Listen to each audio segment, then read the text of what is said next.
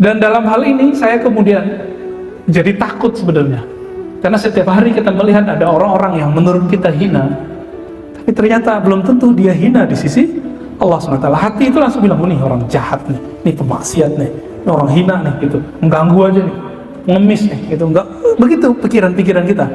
Dan ternyata ujian terberat Nabi Musa adalah tingkah laku Nabi Khidir yang aneh.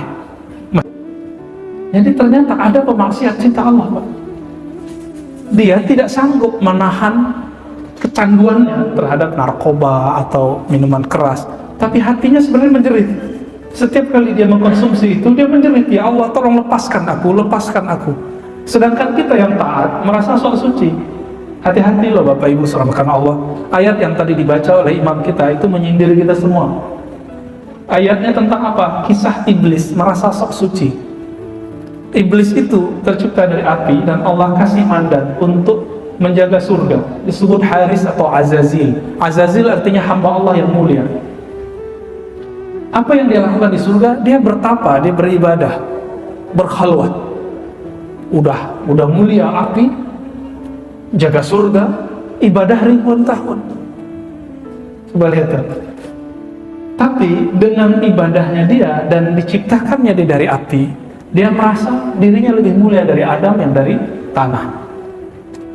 Jadi orang merasa taat itu gelap tuh hatinya.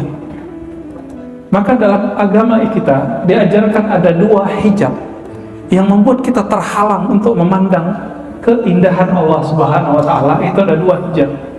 Yang satu namanya hijabul zulmah, hijab kegelapan, itu maksiat. Yang kedua hijabul anwar, hijab cahaya.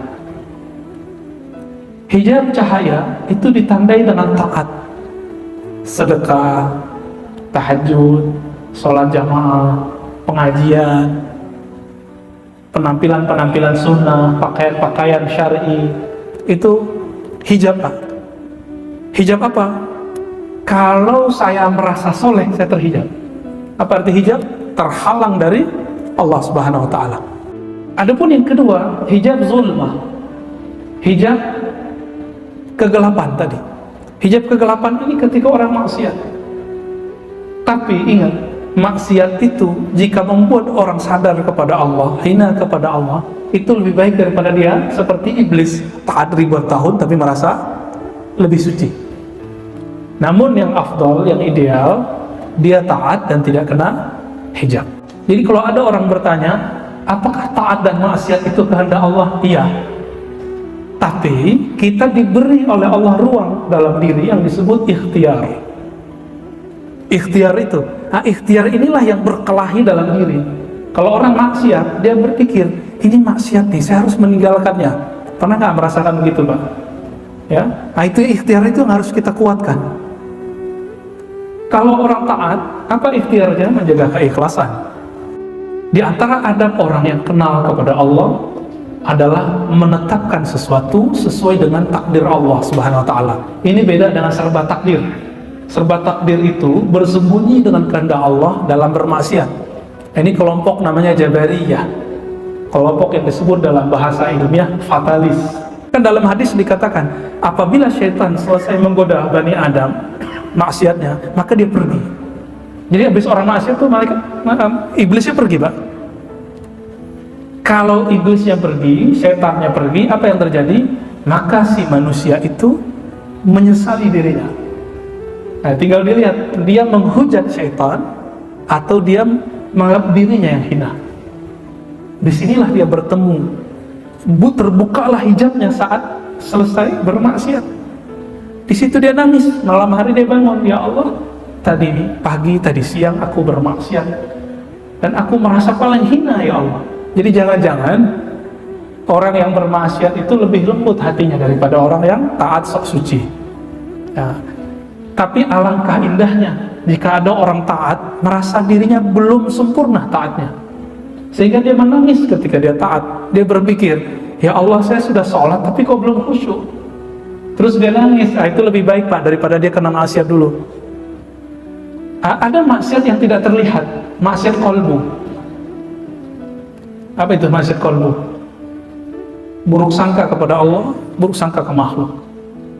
Dan maksiat kalbu yang susah terlepas dari diri kita adalah ghaflah. Dalam surah Al-A'raf Allah mengatakan wala takum minal ghafilin. Janganlah engkau menjadi orang yang lalai. Hijabnya kalbu adalah lalai. Ciri-ciri orang yang jiwanya kacau, ru'unatun nufus. Kita ini kacau apa enggak nih? Kalau tadi ciri-ciri orang tidak kenal Allah, sekarang nafsiyah, sisi basyariah, sisi manusiawi kita kacau atau normal? Apa ciri-cirinya? Ihalatul a'mal inda wujudil faragh.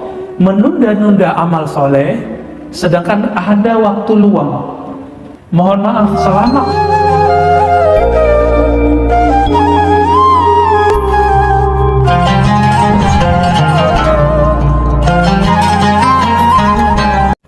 baik, kita masuk ke hikmah. Saya nggak tahu nomornya, di sini nggak ada ya.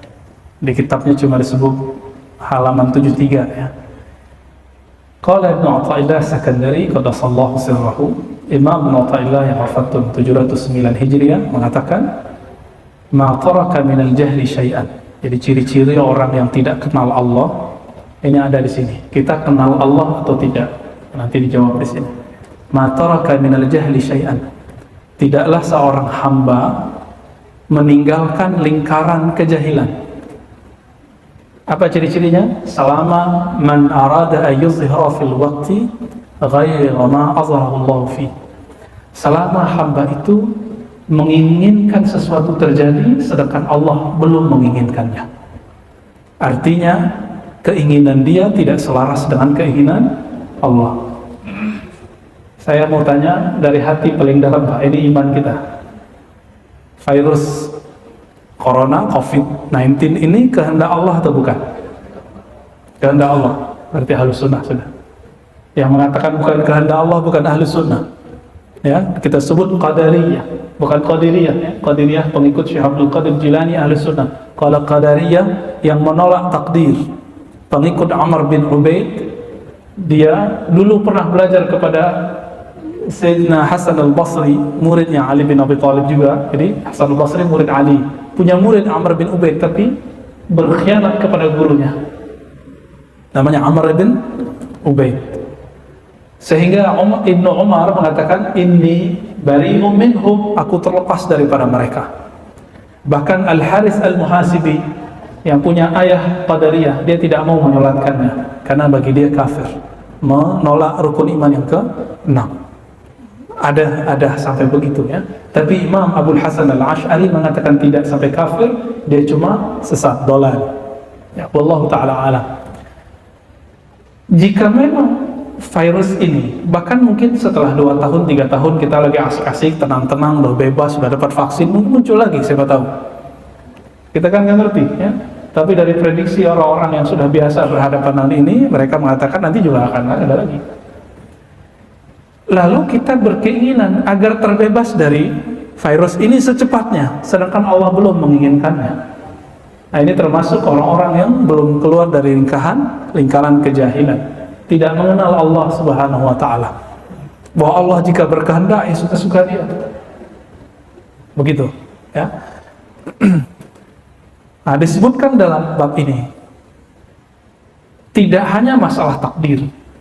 Kita ngajar orang, ingin hati kalau ngajar orang apa? Orang itu cerdas. Bapak, ibu kalau nasihatin anak pengen anaknya berubah, bener gak? Tapi anak langsung berubah gak? Guru ngajar muridnya langsung berubah gak muridnya? Belum tentu. Nah, maka disebutkanlah di sini ya. Man amala al-khalqa bisyari'ah tala khasmuhu ma'ahum. Jika engkau, jadi kita ini berinteraksi dengan manusia berdasarkan hukum zahir, hukum syariat yang zahir, halal, haram, sunnah, bid'ah, boleh, tidak boleh, tala al-khasmu ma'ahum, maka permusuhanmu akan banyak dengan mereka. Coba aja lihat, Pak.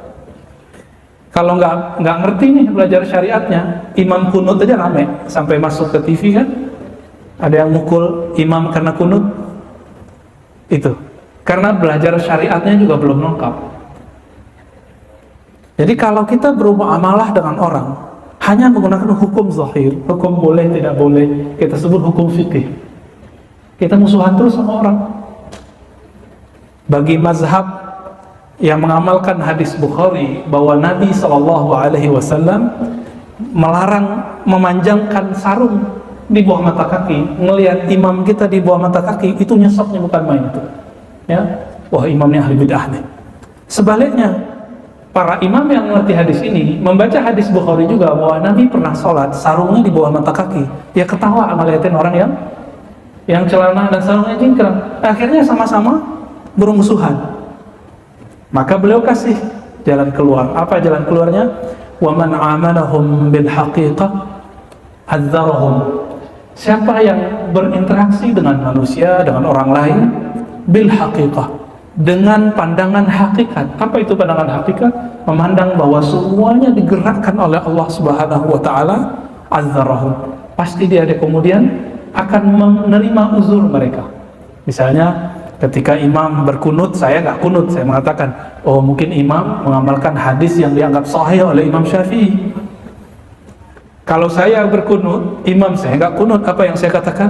Oh mungkin imam saya ini mengikuti pendapat Imam Ahmad yang mendoifkan, menilai lemah hadis kunut salat subuh. Beres malah, selesai itu ya. Cuma orang kan tidak mau, ya itu masalahnya. Orang maunya apa yang dia dengar itu yang benar. Nah itu yang disebut muamalah bizahir syariah, interaksi dengan orang tapi hanya dengan zahir-zahirnya saja. Lalu ditambahkan di situ, wal wajib ayu amilahum fi zahir bisyari'ati fayudzakiruhum. Kalau kita berinteraksi dengan mereka dalam bab syariat, lalu mereka berbeda dengan syariat yang kita tahu, fayudzakiruhum, maka kita boleh mengingatkan, bukan menghardik, bukan melaknat, bukan membunuh. Suatu kali dalam Sahih Bukhari ada seorang sahabat namanya Abdullah, yashrabul khamra, dia suka minum khamar. Lalu apa kata sahabat Nabi? Allahumma la'anhu, ya Allah laknatlah orang itu. Hadis Sahih Bukhari. Apa kata Nabi?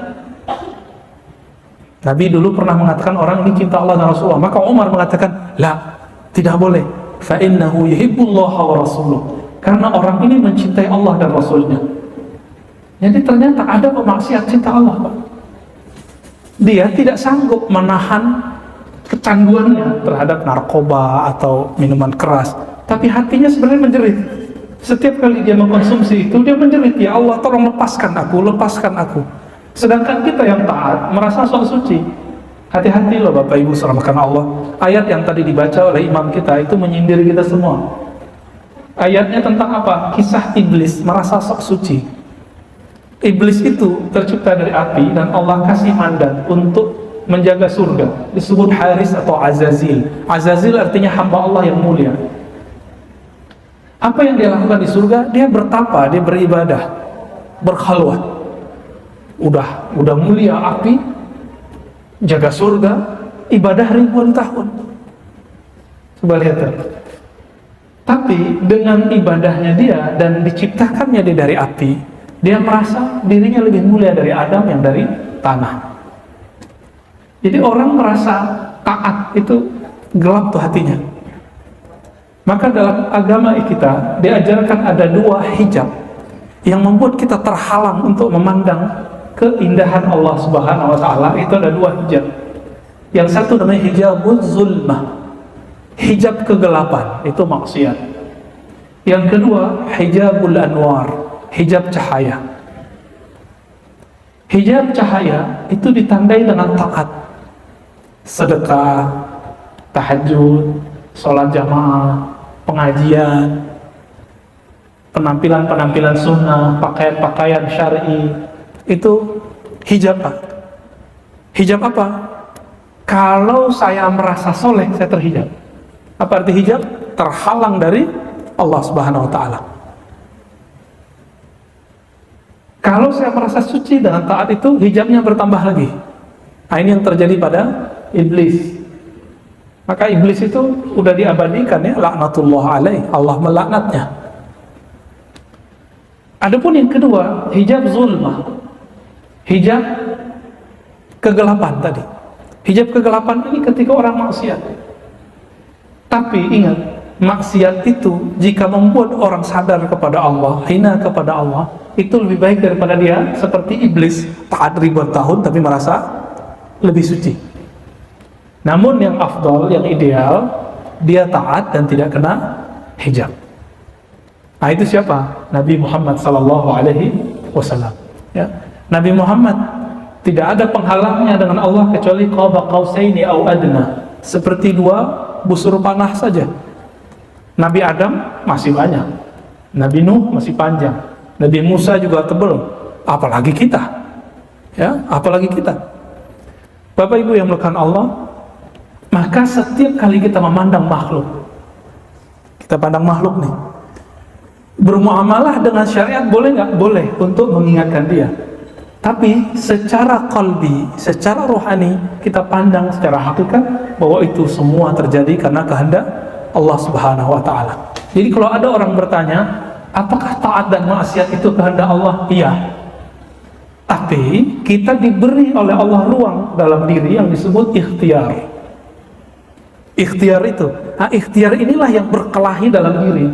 Kalau orang maksiat, dia berpikir, ini maksiat nih, saya harus meninggalkannya. Pernah nggak merasakan begitu, Pak?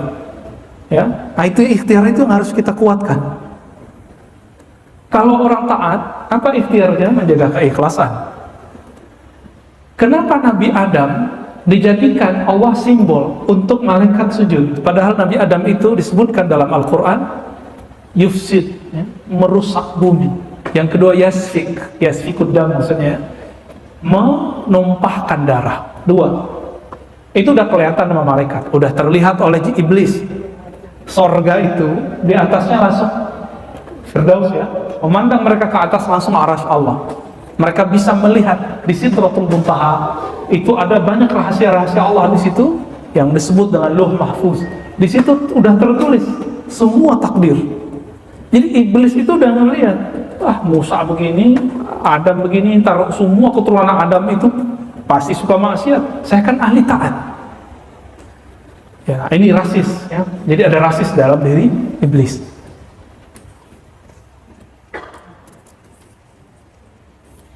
Maka di sini dikatakan min adabil arif al-haqiqi ay yuqirra al-ashya' fi mahalliha. Di antara adab orang yang kenal kepada Allah adalah menetapkan sesuatu sesuai dengan takdir Allah Subhanahu wa Ta'ala. Ini beda dengan serba takdir. Serba takdir itu bersembunyi dengan kehendak Allah dalam bermaksiat. Ini kelompok namanya Jabariyah. Kelompok yang disebut dalam bahasa ilmiah fatalis. Kalau dia ditanya kenapa ente korupsi, wah ini kehendak Allah gitu. Kenapa kamu maksiat? Wah ini kehendak Allah. Nah, ini nggak benar. Ngomong begitu cuma boleh di kolbu. Secara hukum akli tidak boleh. Kita ngomong nggak boleh. Kenapa? Karena melanggar hukum syariat. Kenapa Al-Hallaj? Tahu Al-Hallaj? Mirip kalau di negeri kita seperti Syekh Siti Jenar. Al-Hallaj wafat tahun 309 Hijriah. Kenapa ia kemudian divonis hukum? Karena dia melanggar adab-adab syariat. Jadi secara fikih dia benar, tapi secara hakikat, secara fikih dia salah, secara hakikat dia salah. Jadi dia benar, ya. Hal ini yang perlu kita ketahui sehingga kita mampu melihat sesuatu secara bijak. Wa yusayyiru ma'aha ala sayriha, membiarkan sesuatu mengalir sesuai dengan jalur takdirnya. Nah, ini yang disebutkan oleh Imam Ibnu Athaillah tentang ciri-ciri orang yang kenal Allah Subhanahu wa Ta'ala. Nah, maka Sayyidina Umar ketika melihat ada orang yang mabuk-mabuk tadi, Sayyidina Umar itu kalau melihat ada orang mabuk itu dipukul oleh, dijilid 40 kali, Pak. Yang kedua 40 kali, yang ketiga 80 kali. Tapi Umar tidak pernah menghardiknya. Umar tidak pernah mengatakan ente terlaknat. Beda dengan kelompok yang kecil yang tadi mengatakan Allahumma la'anhu, ya Allah laknatlah peminum khamar ini. Tapi Sayyidina Umar tidak pernah melaknatnya karena beliau mendengar langsung Rasulullah mengatakan fa innahu yuhibbullaha wa rasulah, karena dia mencintai Allah dan Rasulnya. Jangan-jangan pemaksiat yang selama ini kita hina itu lebih mulia daripada kita hatinya, ya. Masih ingat kisah perempuan Bani Israel yang Allah ampuni cuma karena dia memberi minum anjing?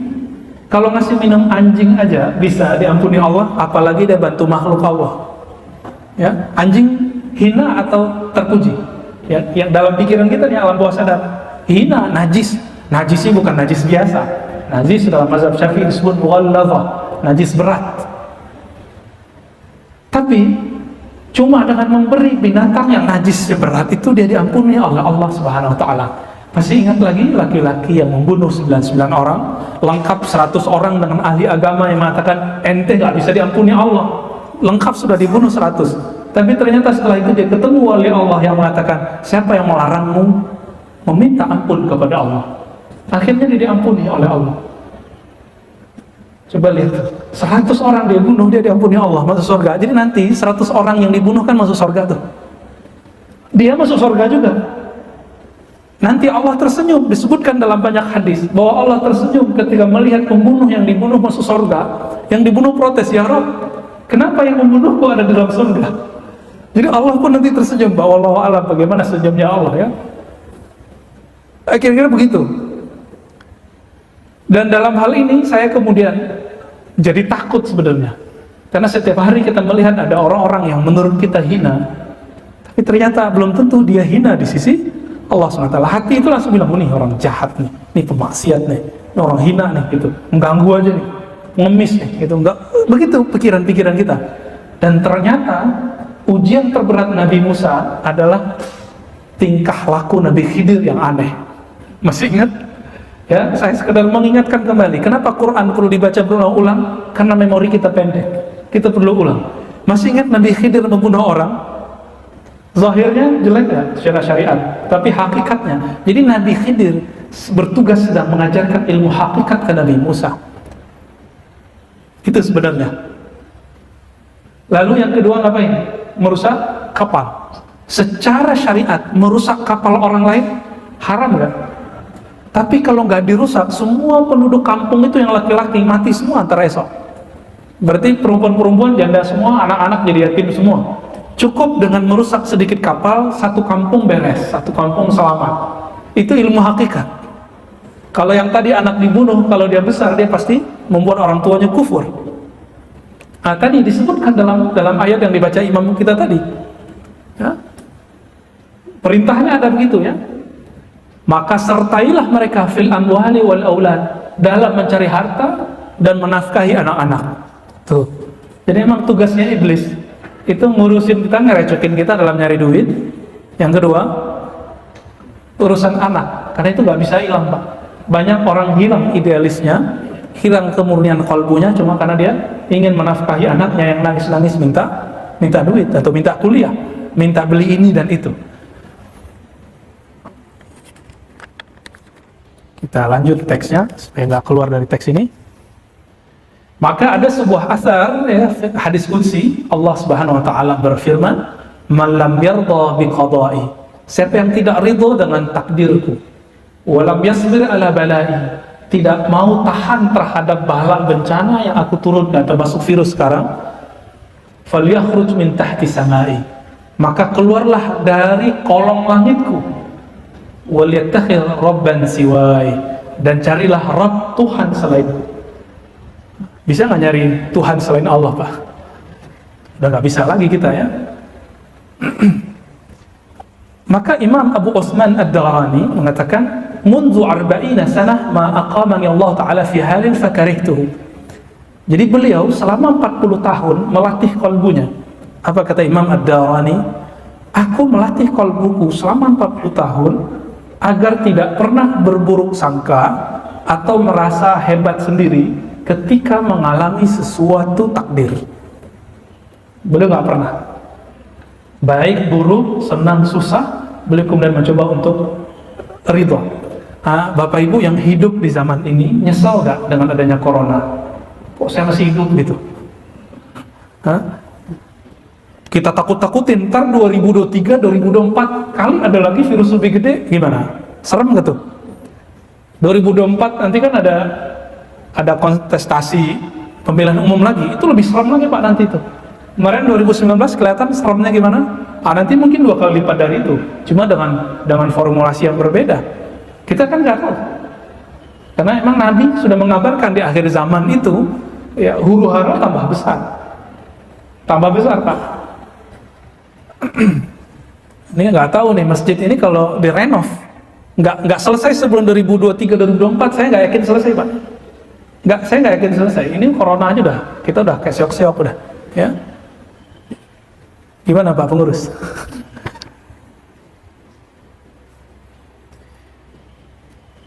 Oleh karena itu, Imam pensyarah kitab ini yang bernama Ibnu Ajibah, apa kata beliau?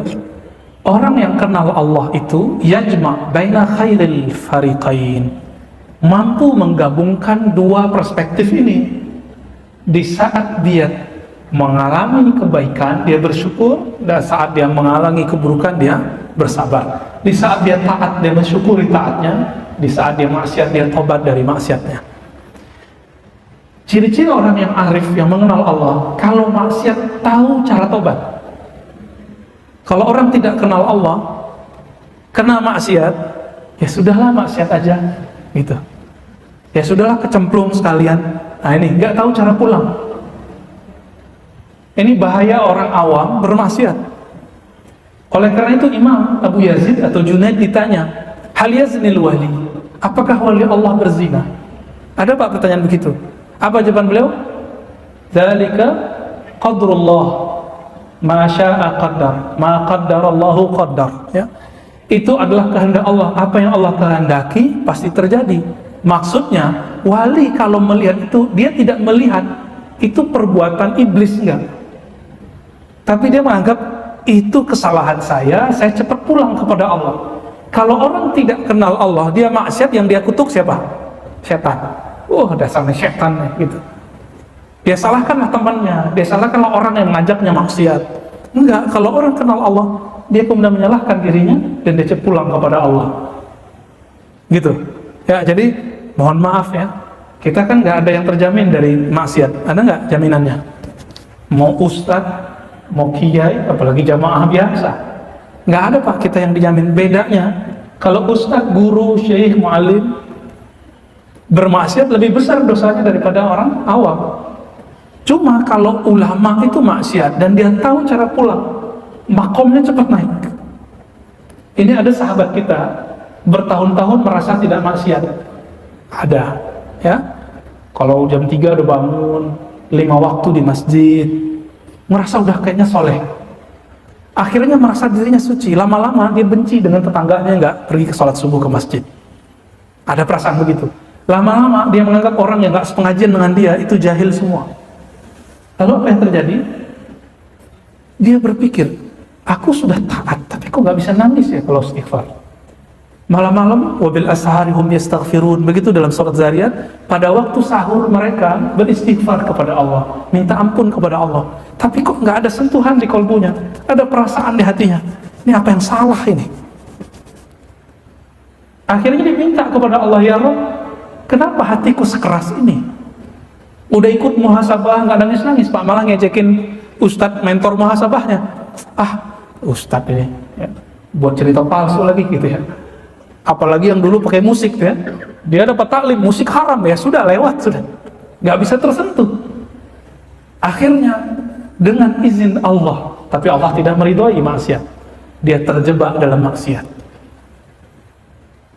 Ketika dia terjebak maksiat, dia terpapar maksiat, lagi asik-asik maksiat, selesai maksiat itu dia lakukan. Kan dalam hadis dikatakan, apabila syaitan selesai menggoda Bani Adam maksiatnya, maka dia pergi.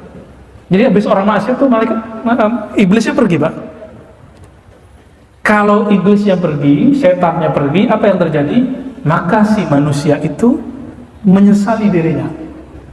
Nah, tinggal dilihat, dia menghujat syaitan atau dia menganggap dirinya yang hina. Disinilah dia bertemu. Terbukalah hijabnya saat selesai bermaksiat. Di situ dia nangis. Malam hari dia bangun, ya Allah, tadi pagi, tadi siang aku bermaksiat dan aku merasa paling hina ya Allah. Jadi jangan-jangan Orang yang bermaksiat itu lebih lembut hatinya daripada orang yang taat sok suci. Ya. Tapi alangkah indahnya jika ada orang taat merasa dirinya belum sempurna taatnya, sehingga dia menangis ketika dia taat. Dia berpikir, ya Allah, saya sudah sholat tapi kok belum khusyuk. Terus dia nangis. Itu lebih baik Pak daripada dia kena maksiat dulu. Ada maksiat yang tidak terlihat, maksiat kolbu. Apa itu maksiat kolbu? Buruk sangka kepada Allah, buruk sangka ke makhluk. Dan maksiat kolbu yang susah terlepas dari diri kita adalah ghaflah. Dalam surah Al-A'raf Allah mengatakan, wala takum minal ghafilin. Janganlah engkau menjadi orang yang lalai. Hijabnya kolbu adalah lalai. Nah, kira-kira Bapak, saudara makan Allah, ketika sholat hatinya lalai gak kepada Allah? Jika iya, itu maksiat kolbu. Kita sudah taat nih secara zahir, kolbunya belum taat. Perlu ditobatkan gitu? Perlu.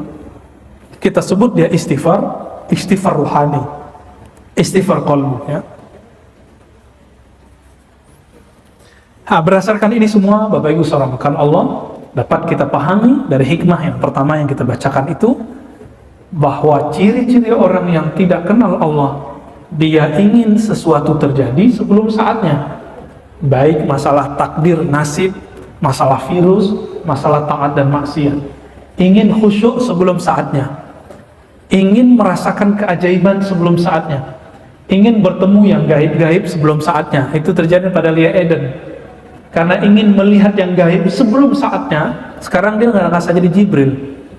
Almarhum dosen saya, Prof. Bambang Pranowo aja pernah ikut Pak, profesor itu, orang pesantren, profesor doktor. Ditanya orang, Prof, dulu kenapa ente mau masuk aliran Lia Eden itu? Apa jawaban beliau? Ya katanya dia berguru sama Jibril. Masa saya nggak mau belajar sama dia gitu kan? Mau berguru sama muridnya Jibril. Sekarang ternyata lebih aneh, merasa dirinya Jibril, dirinya Maryam, dirinya Isa. Kayaknya kemasukan jin Yesus kayaknya ya. Padahal Yesus nggak gitu-gitu amat ya. Kita masuk ke hikmah yang berikut. Syuruknya jam berapa? 5.05 ya, oke dikit lagi deh. Hikmah yang berikut, ihalatukal a'mal ala wujudil faragh min ra'unatin nufus. Ciri-ciri orang yang jiwanya kacau, ru'unatin nufus. Kita ini kacau apa enggak nih? Kalau tadi ciri-ciri orang tidak kenal Allah, sekarang nafsiyah, sisi basyariah, sisi manusiawi kita kacau atau normal? Apa ciri-cirinya? Ihalatul a'mal inda wujudil faragh. Menunda-nunda amal soleh sedangkan ada waktu luang. Mohon maaf, selama COVID ini banyak waktu luang atau tidak? Banyak ya? Banyak kerja dari rumah atau kerja di mana? Kita kalau kerja di kantor itu harus kena macet dulu ya. Pulang macet lagi. Ini enggak Pak. Capeknya udah hilang. Lalu dulu kita ngomong, nanti kalau saya pensiun, kalau liburan, saya mau tahajud deh, mau khataman Quran. Mana tuh? Cita-citanya dulu tuh mana gitu. Jangan diundur lagi Pak, mumpung COVID masih ada, coba deh buat sholat sunnah jamaah di rumahnya ya, hidupkan sholat tasbih di rumahnya. Sudah tahu cara sholat tasbih ya? Tanya ke guru-guru kita atau imam kita nanti, apa cara sholat tasbih? Itu sholat betul-betul berkah sekali. Oh Ustadz, kata orang itu bid'ah. Loh, bid'ah dengan hadis dhaif beda. Dalam hadis Ibnu Majah dan hadis Abu Daud disebutkan bahwa sholat tasbih itu sahih. Yang dhaif itu riwayat Tabarani dalam kitab Al-Mu'jam. Betul, riwayat sholat tasbih yang disampaikan oleh At-Tabarani hadis dhaif. Tapi yang riwayat Imam Ibnu Majah hadisnya sahih. Maka silahkan diamalkan Pak. Nggak sanggup tiap hari, sekali seminggu, nggak sekali sebulan, kalau nggak sekali seumur hidup. Itu sedekahnya badan itu, sholat tasbih itu. Karena bacaannya ya kalau dikumpulkan ya 300-an. Itu sama dengan semua sendi kita. Sendi kita semuanya 300-an, 360-an lah.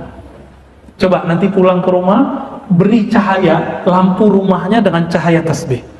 Kalau Bapak dibukakan mata kalbunya, mata batinnya, itu kelihatan Pak. Cahaya itu naik ke atas itu. Cuma kita kan nggak lihat.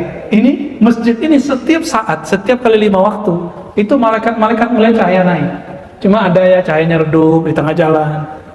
Mungkin lagi ria orangnya, atau lagi kesel imamnya kunut gitu ya. Atau ada merasa dirinya lebih benar dari yang di samping, itu nggak naik ke atas. Sama sekali nggak naik. Cuma kita kan nggak dikasih lihat. Tapi Bapak Ibu dikasih rasa. Habis assalamualaikum perasaannya nyaman atau perasaannya gelisah. Kalau gelisah sholatnya habis dilemparin balik tuh Pak. Nih sholat kau gitu ya. Gitu ya Pak di Aceh ya. Dilempar. Baik. Jadi ciri-ciri orang yang kacau rohaninya, suka mengundur-undur amal soleh. Ya, jangan nunggu pensiun lagi. Ini COVID ini udah semi pensiun kita nih semua. Kita nggak tahu nanti gimana. Coba latihan puasa tuh. Siapa tahu nanti ada musim di masa semuanya pacaklik. Kita kan nggak tahu. Kalau mukmin sudah biasa puasa rohani ditambah, artinya kalbunya hanya bergantung kepada Allah. Insya Allah nanti ketika masa itu datang, dia tidak akan menjadi pengikut Dajjal. Ternyata ujiannya Dajjal itu nanti cuma satu, yang paling berat, ujian perut. Itu paling berat. Ujian perut itu kiai aja lewat. Kiai aja lewat. Paham maksud saya? Ya. Kenapa ada kiai komersial? Kenapa ada ustadz bertarif? Itu urusan perut semua. Dan Allah telah menyinggung itu. Apakah mereka tidak baca ayat itu? Ittabi'u man la yas'alukum ajra. Ikutilah orang yang tidak pasang tarif. Ini baru mu'alaf diundang keluar kota, langsung minta panjer 5 juta. Ya, saya nggak usah sebut lah namanya siapa. Ngisi juga di sini. Ya, alhamdulillah selama COVID nggak ada. Ya, saya juga nggak ngisi di sini. Kita dapat laporan Pak dari daerah. Kita kan jauhlah terus ke kampung-kampung. Buat daurah-daurah Ahlus Sunnah, penandaan Ahlus Sunnah lah kira-kira.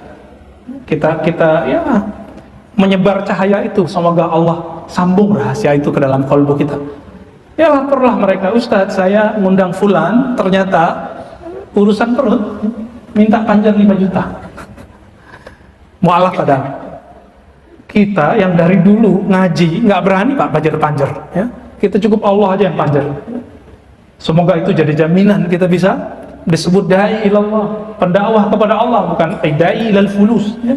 Da'i ilal butun, ya, ke perut, bukan. Nah ini berat, ujian perut itu berat sekali. Ini yang dikatakan oleh Imam Syarqawi dalam Syarah Al-Hikam, kitab yang lain, Asyuhrah qabla al-kamal samun qatil. Ingat nih kalimat ini. Populer, terkenal sebelum matang rohaninya, itu bisa membunuh kalbunya. Nggak punya hati nanti. Nggak punya hati sama sekali. Jadi kalimat Imam Natta'illah ini menyindir kita semua supaya kalau taat jangan diundur-undur. Kalau mau khatam Quran jangan diundur-undur. Kalau mau ngaji Pak sekarang jangan diundur-undur. Ngaji itu sekarang yang dicari bukan ngaji yang banyak amalnya nanti, tapi ngaji yang membuat kita mengenal siapa yang kita sembah.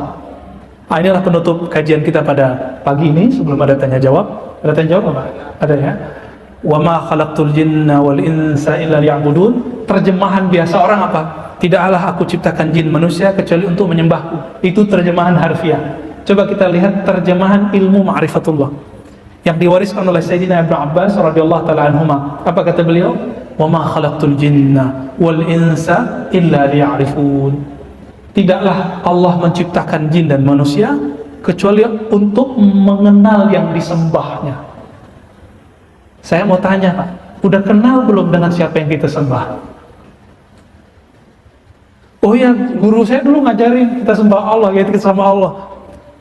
Kalau begitu kita disebut abid, ahli ibadah aja. Dari tadi kita menyebut arif, abid. Apa beda abid dengan arif? Abid itu menyembah Allah karena ada maunya.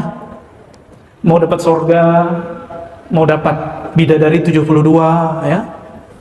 Jadi surganya mohon maaf, surga seksual, surga hasrat. Benar gak tuh? Boleh nggak? Boleh. Tapi levelnya masa dari dulu ngaji begitu-gitu aja? Ini ngaji udah setiap pagi Pak? Udah? Belum, baru Sabtu Minggu, Sabtu Ahad. baru 2 hari seminggu ya. Tapi kalau hari biasa kan 2 kali sehari. Ba'da maghrib, ba'da isya. Sekarang yang perlu kita butuhkan di akhir zaman tidak hanya bagaimana cara memperbanyak amal, tapi mengenal siapa yang kita sembah dalam beramal. Nanti kalau sudah sampai pada ma'rifatullah, dijamin Pak, kalau nanti datang si Dajjal pembawa fitnah itu, kita nggak akan berubah. Tapi kalau ahli ibadah aja, nanti hidup di masa Dajjal, mending Bapak minta meninggal sebelum itu ya, nggak akan kuat. Urusan perut ya, bahkan Dajjal kalau sudah keluar itu, anak istri itu bisa jadi diperkosa oleh tentara-tentaranya. Kita dituntut, kamu ikut saya atau gimana? Diancam. Nauzubillah min zalik, nauzubillah min fitnatil Masihid Dajjal. Ya, semoga kita terjaga dari fitnah Masihid Dajjal. Dan saya meyakini virus-virus huru-hara sekarang itu bagian dari skenario-skenario itu. Tapi saya nggak mau seperti kawan-kawan kita yang terlalu buru-buru mengatakan Dajjal sudah keluar, Mahdi sudah keluar ya. Itu sama dengan menghendaki sebelum Allah menghendaki. Udah jalani aja gitu. Kira-kira begitu. Jadi menyembahlah kepada Allah, lalu kenallah Allah yang kita sembah. Nah, kalau sudah kenal nggak akan lagi berubah tuh imannya. Insya Allah. Ini yang dikatakan oleh Heraklius ketika ditanya oleh Sufyan. Apa kata Heraklius? Adakah umat Muhammad yang murtad? Apa jawaban Sufyan? Tidak. Lalu Heraklius mengatakan, betul.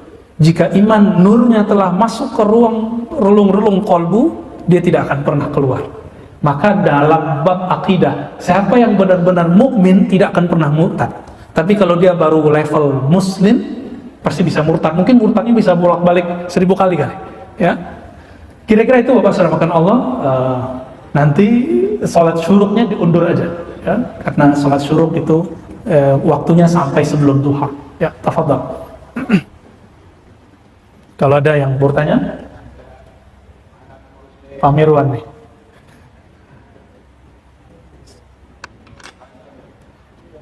Bismillah.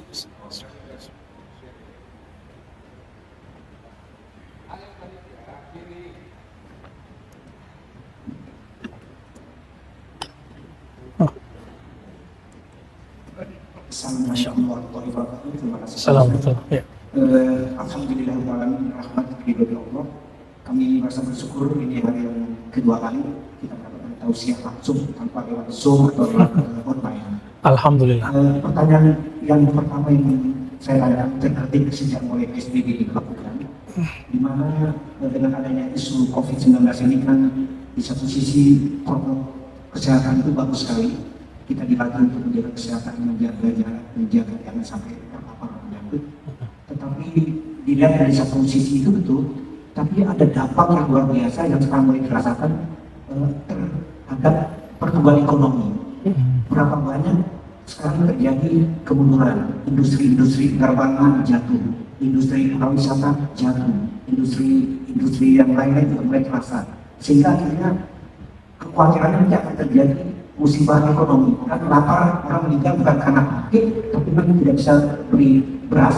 Nah, kira-kira bagaimana Rasulullah mengantisipasi hal ini? Karena sejak zaman Nabi tidak pernah terjadi wabah yang sampai 6 bulan, bahkan saya dengar nanti diperpanjang lagi 2 minggu, perpanjang 2 minggu lagi, terus dan mungkin akan seperti ini. Tapi alhamdulillah kita bersyukur pada pengurus MPD, kita masjid yang tidak berani sama mengadakan, walaupun masjid-masjid di luar sih sudah biasa, mereka sholat pun berdekatan seperti biasa. Jadi kira-kira ada 2 pendapat. Kira-kira yang mana yang harus kita ikuti? Takut ikuti peraturan kesehatan secara ketat, tidak boleh bersalaman, padahal bersalaman itu dalam agama dalam sholat silaturahim. Beda ikatan batin dengan salaman dengan hanya dari jauh begini saja. Satu. Yang kedua, kita datang ke masjid. Masjid ini dijamin oleh tempat yang aman, tempat yang bersih. Kamu datang berwudu. Sementara di satu sisi ada orang yang takut terpapar, sehingga akhirnya semua dibatasi oleh pemerintah, dampaknya ekonomi kita jatuh. Terima kasih Pak. Ya, ini cerita akhir zaman ini Pak. Ya, dulu sudah ada virus-virus yang mirip, tapi tidak ada yang efeknya sebesar ini. Cuma Bapak lihat, ini bukan teori konspirasi. 2015 ada konglomerat dunia sudah cerita tentang corona, ya kan? Tapi usut punya usut, yang dia bacakan itu adalah hasil lab yang sudah dipresentasikan di WHO dan lain tahun 2010. Kita baca tuh, kan udah buka PDF-nya sudah lengkap semua. Kita nggak bisa nutup mata lagi, oh nggak ada itu. Bapak coba lihat, Amerika yang kata orang adidaya itu punya utang ke siapa ya? Berarti ada negara lain dong. Apakah dia utang ke Cina? Enggak.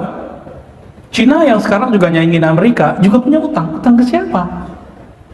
Siapa lagi? Yang kuat di Eropa, Swiss, bukan Perancis Pak. Perancis udah weak sekarang, udah sangat lemah sekali.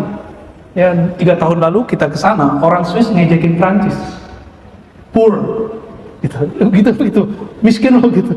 Saya dengar sendiri Pak, mereka ngomong begitu, parah ya. Inggris sampai keluar Brexit, karena dia udah baca itu semua. Karena kalau dia ikut kemarin, masih ikut Eropa waktu itu, ini Eropa, maka kena dampaknya lebih dahsyat. Saya tidak mau berangan-angan dalam bab ini, tapi ini bukan sembarangan. Jika cuma COVID yang tidak terlihat itu bikin goyang semua negara, berarti ada negara yang bukan negara, kekuasaan yang bukan pakai negara-negara nation, itu sedang ngerecokin negeri-negeri semua ini, negeri kita semua. Dan saya meyakini ini fitnatud dajjal. Jadi dajjal dengan fitnah itu berbeda. Fitnatud dajjal, fitnah, apa arti fitnah? Kekacauan yang disebabkan sebelum munculnya dajjal, itu fitnatud dajjal. Dan ada disebut fitnah kubro dan wusta. Kalau yang dulu-dulu sugro, saat dajjal muncul itulah yang kubro. Sekarang itu sudah wusta, fitnah yang medium, sudah medium Pak. Namun tidak usah khawatir, negeri kita Allah berkahi dengan banyaknya zuriat para Rasulullah ada di negeri kita. Bapak coba tanya sama orang-orang Arab keturunan Rasulullah dari Yaman, itu klan-klannya keturunan Rasulullah ada di Indonesia, tapi udah nggak ada di Yaman. Jadi ada suku apa gitu ya, Qabilah Fulan, ada di sini, nggak ada di Yaman. Apalagi di Arab Saudi udah nggak ada Pak. Yaman itu kalau nggak ada Karim, nggak ada Hadramaut, nggak ada Al Habib Omar dan guru-guru kita mulia di sana, itu lewat sudah. Karena aliran ekstrem sudah berkembang di daerah Daraa, Damaj, dekat-dekat situ juga, Son'a, ya sudah banyak. Kemana mereka? Ternyata mereka dari dahulu sudah bikin markas-markas dakwah di negeri kita. Ada Maulana Ibrahim As-Samarkandi, ada Ahmad Jumadil Kubro. Sebelum itu ada yang kita dengar Sunan Ampel, itu kan keturunannya Raden Rahmat. Kemudian generasi-generasi setelahnya yang kita sebut sekarang habaib-habaib itu, ya. Dan kabar gembiranya apa dari Rasulullah? Al-Mahdi minni min waladi Fatimah. Al-Mahdi yang orang di akhir zaman, yang dapat hidayah, dapat guidance langsung dariku, yang bisa menyelamatkan banyak orang, min waladi Fatimah, dari keturunan Fatimah. Dan sekarang yang terbanyak di mana? Di Indonesia Pak. Silakan tanya ke Robito Alawiyah, terbanyak di Indonesia, bukan di Maroko, bukan di Arab Saudi, bukan di Iran, bukan di India, tapi di negeri kita. Masa saya berkeyakinan kebangkitan Islam itu nanti ada dari negeri kita. Namun kuat nggak nunggunya? Ntar giliran keluar Dajjal kira itu Mahdi. Kenapa? Sakti Pak Dajjal itu. Sakti Dajjal itu. Orang akan mengira ini nggak mungkin kalau bukan Mahdi. Gitu. Gimana? Kuat nggak tuh? Kelaparan. Ini sekarang juga banyak yang bunuh diri, artis-artis di Korea, di India. 20 tahun mereka kerja di entertainment, sekarang bunuh diri. Di Korea paling banyak bunuh diri semenjak COVID. Indonesia karena kepalanya 5 kali sehari ke bawah, alhamdulillah nggak banyak tuh yang bunuh diri ya. Yang bunuh diri yang nggak jelas itulah. Aduh, dosa bunuh diri itu dahsyat Pak. Jangan pernah ada di antara kita yang bunuh diri nih. Karena orang yang bunuh diri itu nggak diterima ke atas, nggak terima ke bawah. Itu yang disebut gentayangan itu. Tapi gentayangannya bukan jadi hantu, bukan.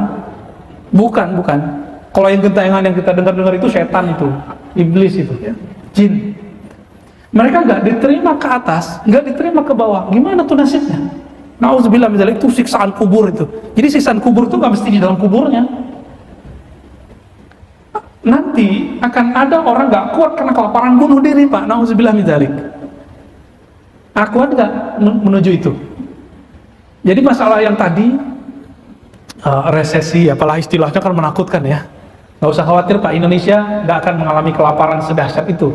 Coba buka tentang swasembada kita, itu daerah Kalimantan, sekian ratus hektar, bahkan ribuan hektar itu sedang dipersiapkan untuk pangan. Coba lihat deh, videonya banyak. Ya, langsung.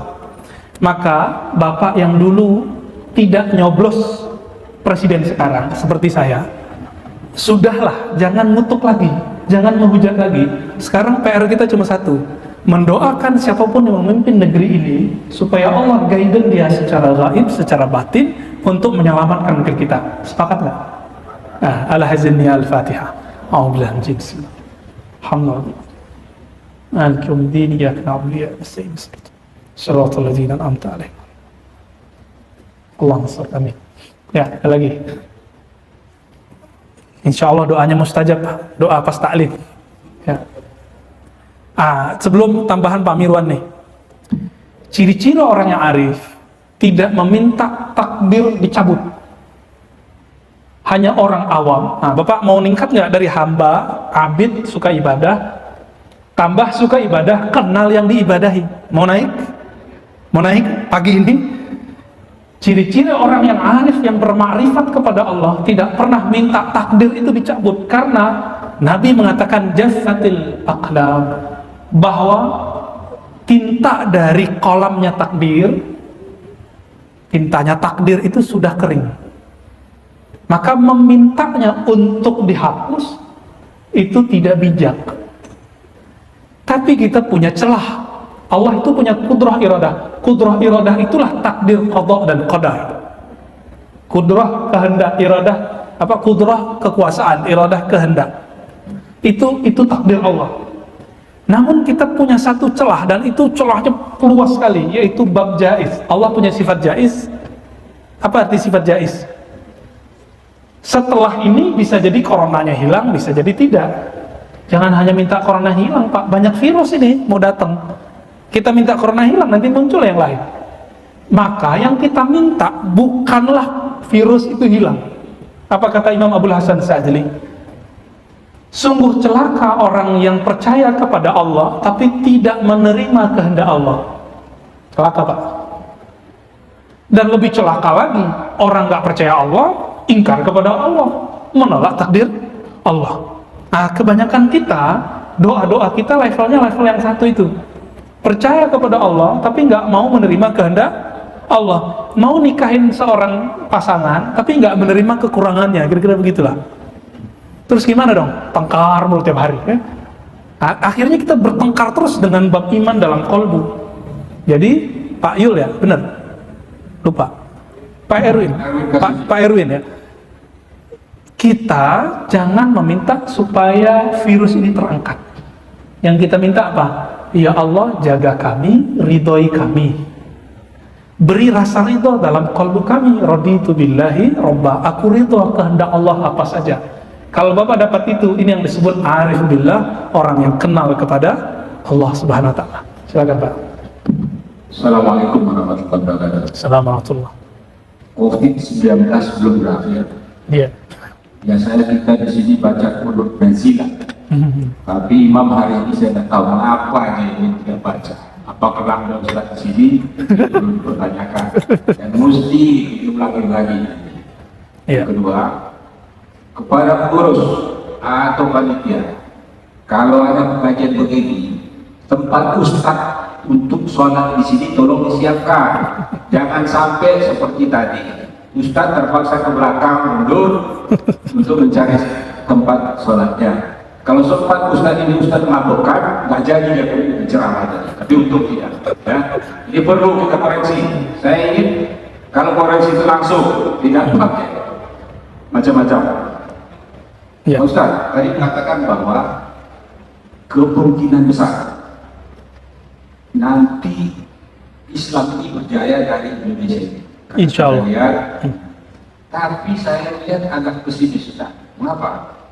Sampai saat ini umat Islam di Indonesia ini berkurang, bukan bertambah. Persentasenya, apalagi yang kita dengar dari almarhum Ustadz Oginta kemarin, Insan Oginta, itu sekarang hanya tinggal 73% umat Islam di Indonesia.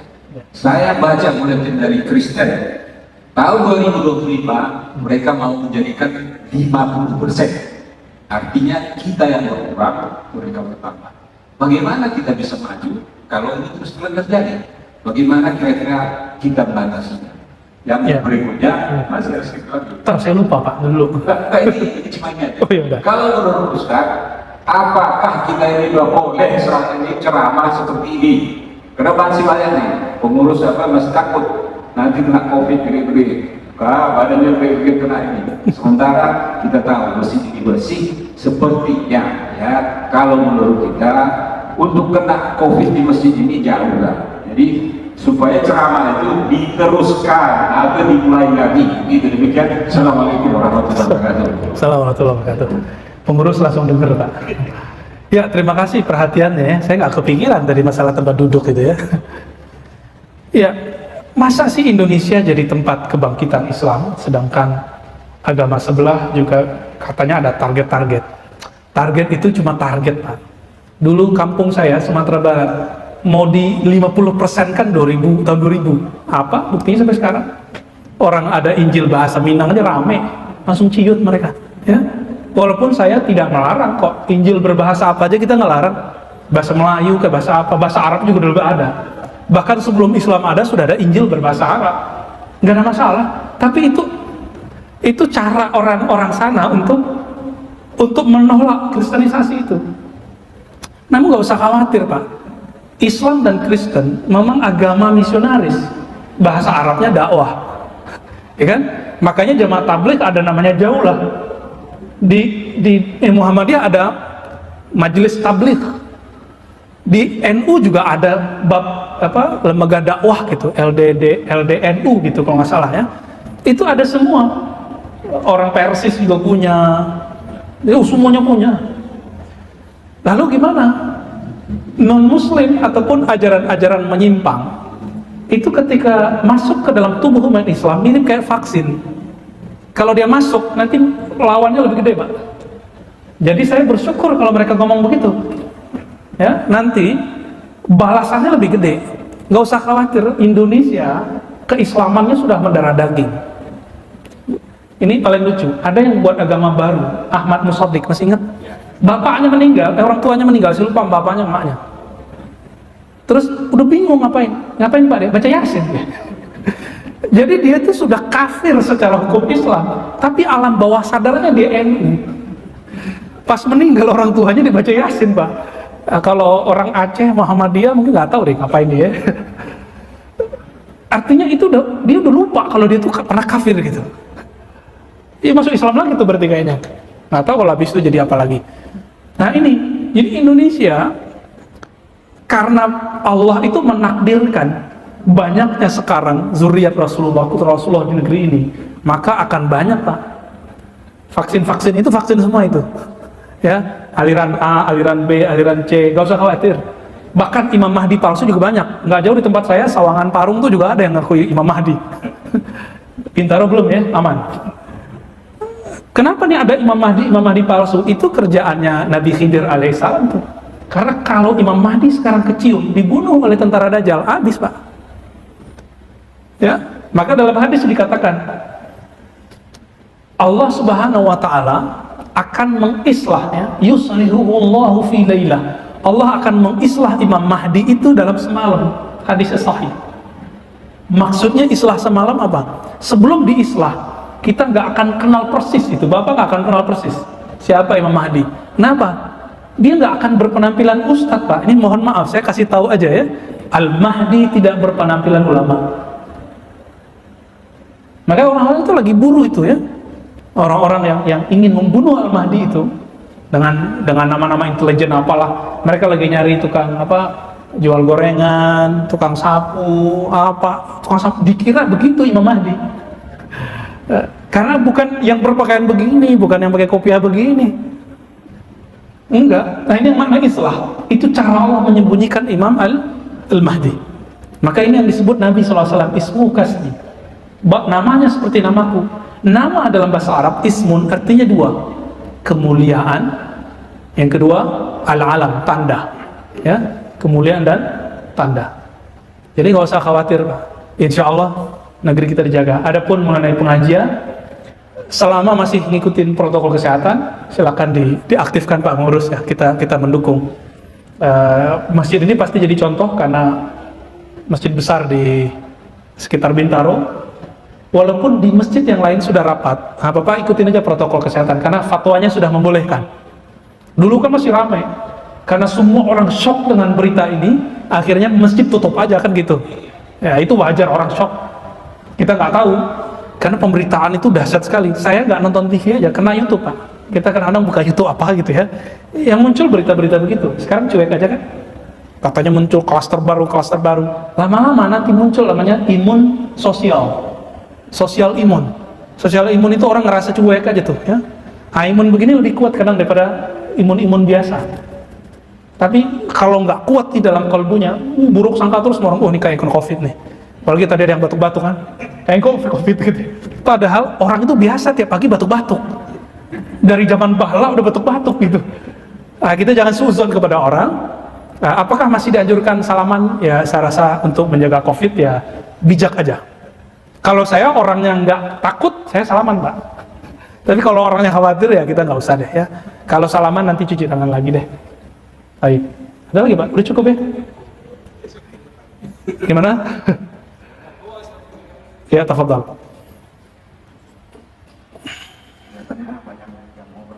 Tafadhal. Assalamualaikum warahmatullahi wabarakatuh. Waalaikumsalam warahmatullahi. Pak Ustadz, seperti kita tahu kan kita kondisinya sekarang lagi kondisi wabah kan Pak. Sebagaimana Ustadz bilang tentang takdir, kita jangan minta supaya corona ini cepat dipergialkan. Sebenarnya ini berhubungan dengan kondisi yang sekarang sedang terjadi Pak, tentang negara berlomba-lomba membuat vaksin. Nah, saya pernah membaca ya Al-Quran ya, Al-Mu'min 14 ya, pada Allah Ya. dan hakim juga seperti lalu ada kawasan insan asal. Ya. Bukankah Allah itu telah menciptakan manusia ini sebaik-baiknya Pak? Seperti itu kan. Dan apa yang perlu kita lakukan sebagai seorang muslim ya, menghadapi apa ya, tentang vaksin ini. Kira-kira misalnya vaksin ini di zaman Rasulullah, apakah mungkin Rasulullah menerima? Saya nggak tahu malamnya.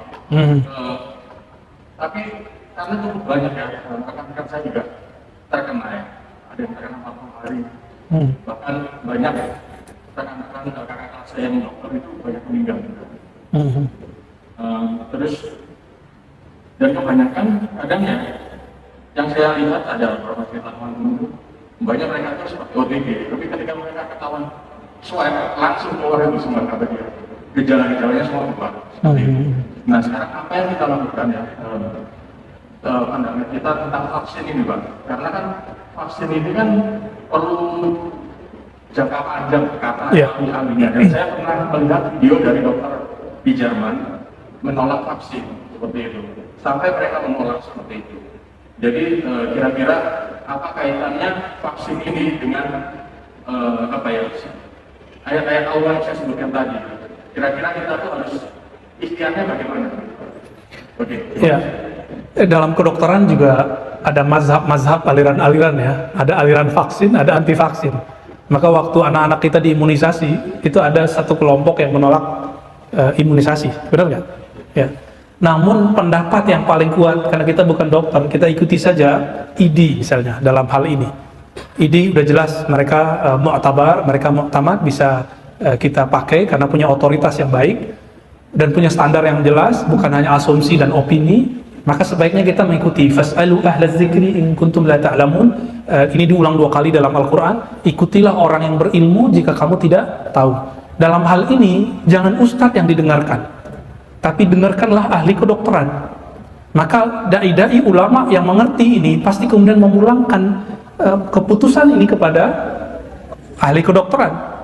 Opini-opini ini kita tidak usah terlalu hiraukan. Adapun tentang vaksin, vaksin ini bagian dari apa yang Nabi katakan, tadawu ibadallah, berobatlah ya hamba Allah. Kita berobat, iya, tapi dalam garis takdir kan gaib. Kita tidak meminta takdir ini dihapus.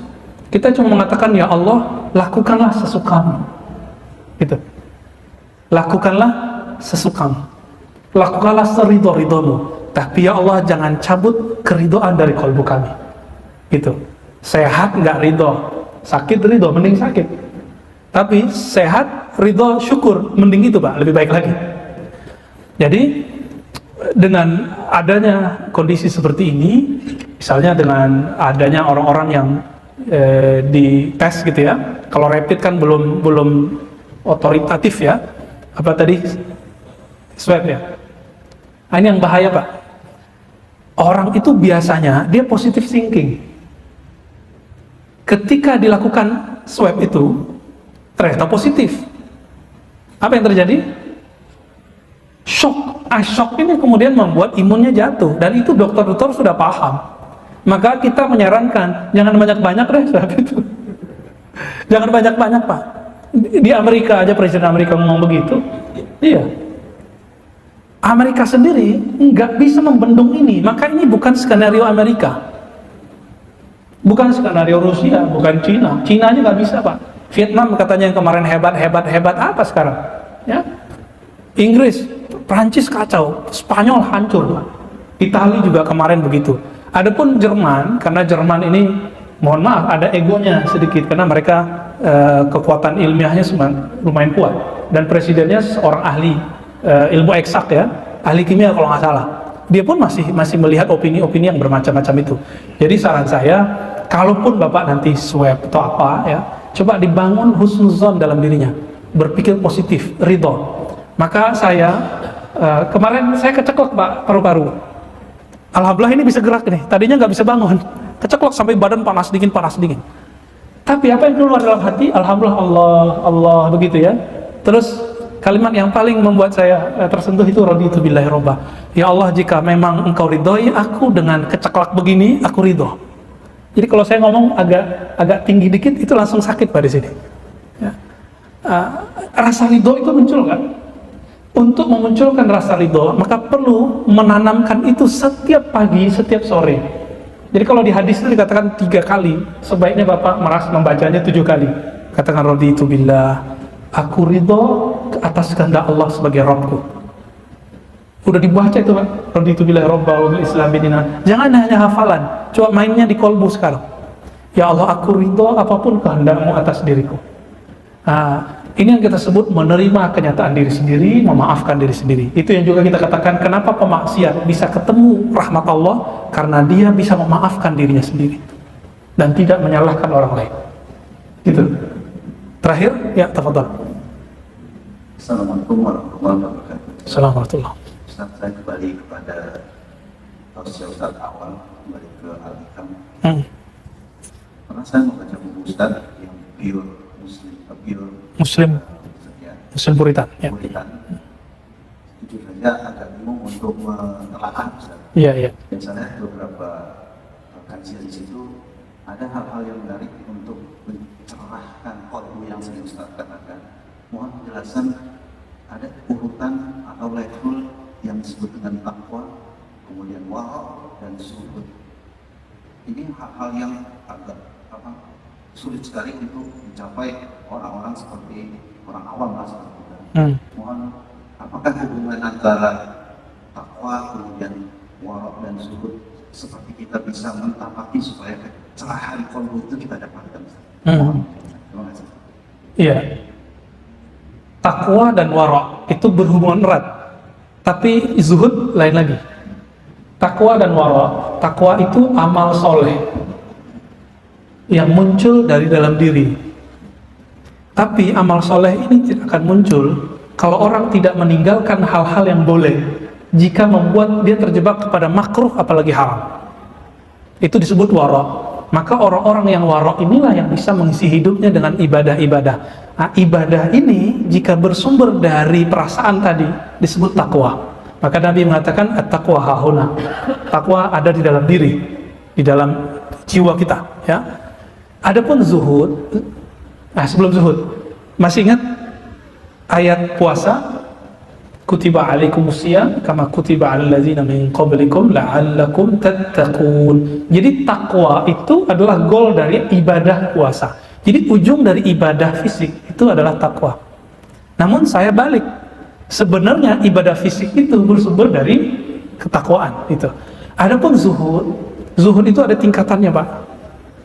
Ada zuhud dari dunia, ada zuhud dari akhirat, ada zuhud dari dunia, ada zuhud dari akhirat, ada zuhud dari dunia dan akhirat.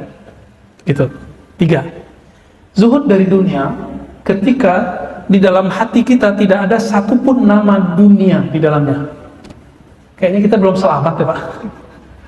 Ya, rupiah, dolar itu masih ada di dalam tuh ya. Ya enggak? Nafsu, hasrat itu jujur aja. Saya aja belum selamat dari itu. Padahal ngaji hikam, belajar zikir, riyadhah ribuan zikir.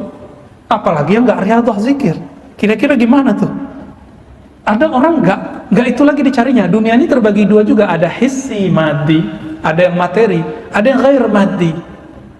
Popularitas, posisi.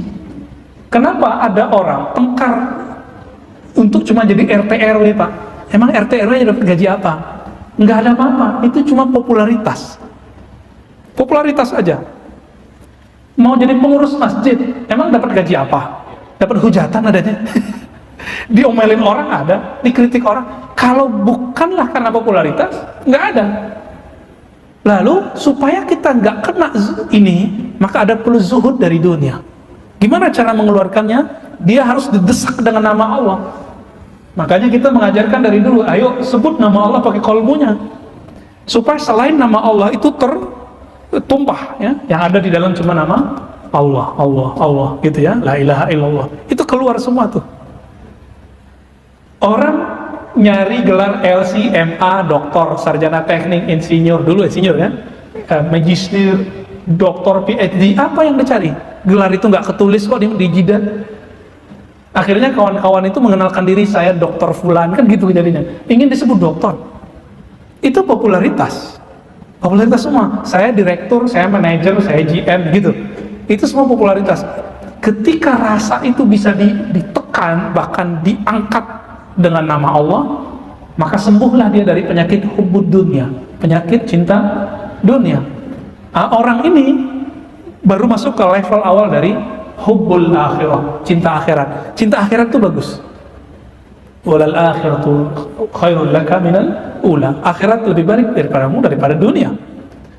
Namun orang begini, walaupun udah gak cinta dunia, tapi dia masih beribadah itu pakai tarif. Tarifnya adalah surga, bidadari, sholat duha supaya ada rezeki, apalagi tahajud supaya nanti menikahi bidadari. Masih begitu. Ini benar gak? Benar. Cuma surganya baru surga seksual. Ya, waliman khafa maqama rabbih jannatan, salat Ar-Rahman. Orang yang takut kepada makom Rabbnya, Tuhannya, dia dapat 2 surga. Surga yang tadi dan surga muqarrabun yang disebutkan dalam surat Al-Waqi'ah. Nanti coba lihat surah Al-Waqi'ah ya. Muqarrabun adalah surga ma'rifatullah kepada Allah SWT.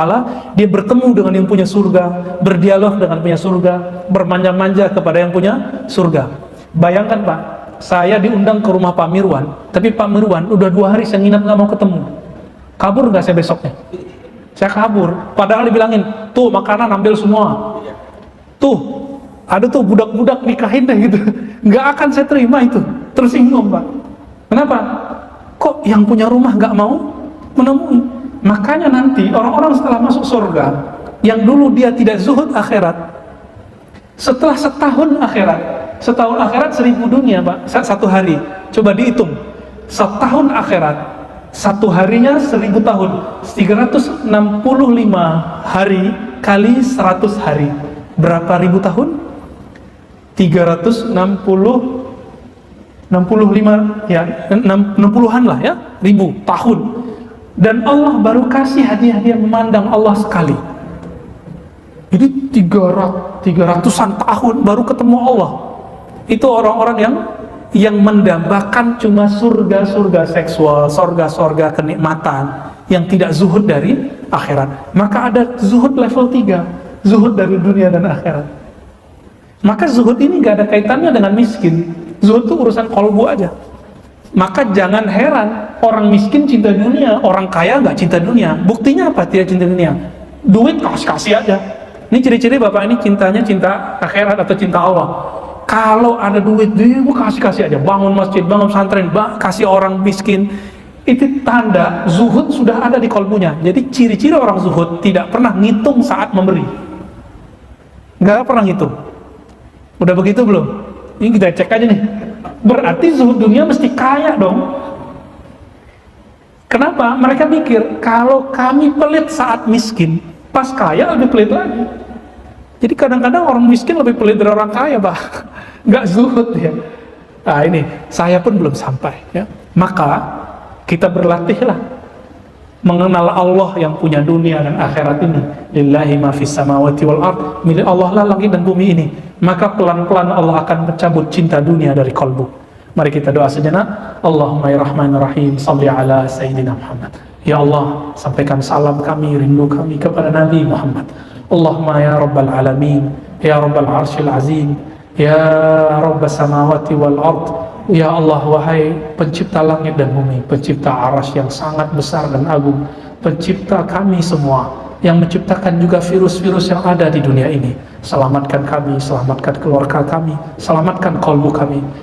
Ya'tina ridhak, ya Allah, berikan kami keridhaan-Mu. Ridhoi kami ya Allah meskipun kami salah, dan cintai kami ya Allah dalam ketaatan kami. Allah maj'al sayyi'atina sayyi'at man ahbabta. Ya Allah, jadikan kami jika terjebak maksiat cepat kembali kepada Engkau. Ya Allah, jadikan kami jika taat kami mensyukuri pemberian Engkau. Allahumma rabbana atina fid dunya hasanah wa fil akhirati hasanah wa qina adzabannar wa khruj an qulubina hubbad dunya wa ma siwa. Ya Allah, cabutlah dari kalbu kami cinta kepada selain Engkau. Wa sallallahu ala nabiyyina Muhammad sayyidiz zahidina wal arifin wa ala alihi wa ashabihi jama'in walhamdulillahi rabbil alamin. Assalamualaikum warahmatullahi wabarakatuh.